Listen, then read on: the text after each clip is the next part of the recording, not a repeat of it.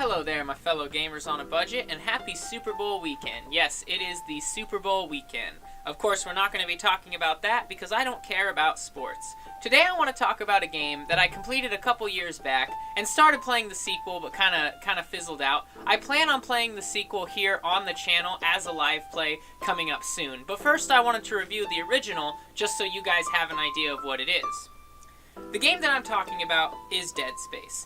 Dead Space was made in 2008 by EA Games. It's a very, very good sci-fi horror game that really puts you in the action. There's a lot of intensity, and like I said, overall, it is just really good. You play as Isaac Clarke, who is exploring the USG Ichimura after it sends out a distress signal. You're trying to fix the ship as well as find your wife. All this combines into a really good story that emotionally involves you. There's a good twist at the end, and it is overall just a great third-person action game. That's pretty much the overall, summary. So now I'm just going to jump right into what makes this game good, and there is a lot of things. The music and the atmosphere. And I kind of want to skip over this one as quickly as I can, because I've been talking about music and atmosphere in the last couple of my reviews, but in this one especially, the music is very scary, but it's not exactly the music, it's more the sounds around you. You hear things clanking and banging, and it's just really, really terrifying. The atmosphere is also really, really good. Everything has weight to it, everything can be moved. There's a point where you get sort of like a force push if you play Star Wars, and boxes fly, and it just makes the world feel very alive.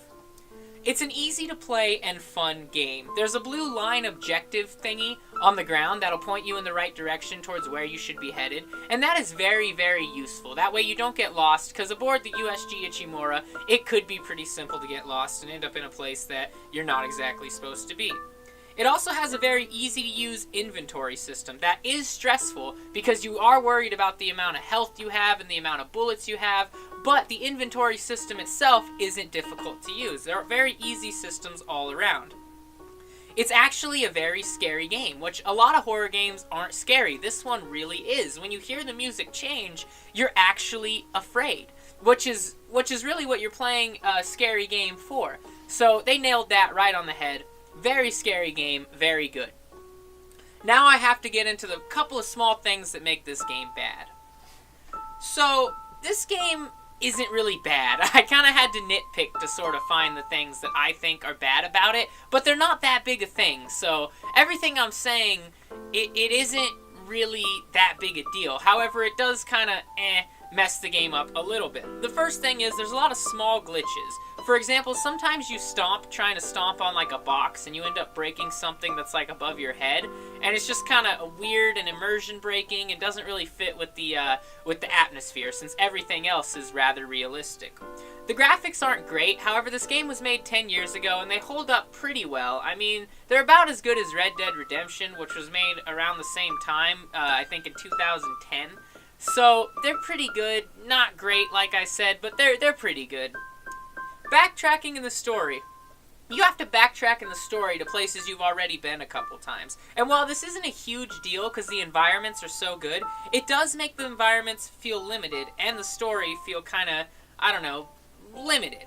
Also, it makes the USG Ichimura feel like it's not as big as it should be, because in the very beginning of the game, they say that the Ichimura is the largest mining ship in the galaxy. So you would think that you wouldn't have to, backtrack. But you do, and it's not a huge deal. It's just something that you should be aware of. My final thing is kind of a nitpick thing, but there's too much gore in this game.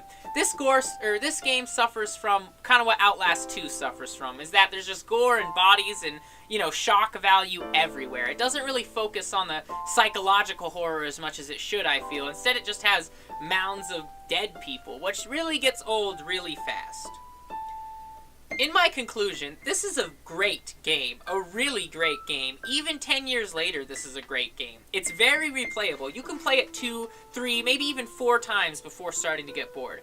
It was revolutionary for its time, very well made with only a couple minor drawbacks. My final score for this game is exactly $14.31. A very good score considering the Amazon price for this game is $14.80. So if I were you, I would bite the 60-cent difference and I would get the game, because the game is really, really good, as I've said. Well, that's all from us here at Gamer on a Budget. Until next time, everybody out there, save some money and keep gaming. And I guess watch the Super Bowl if you want.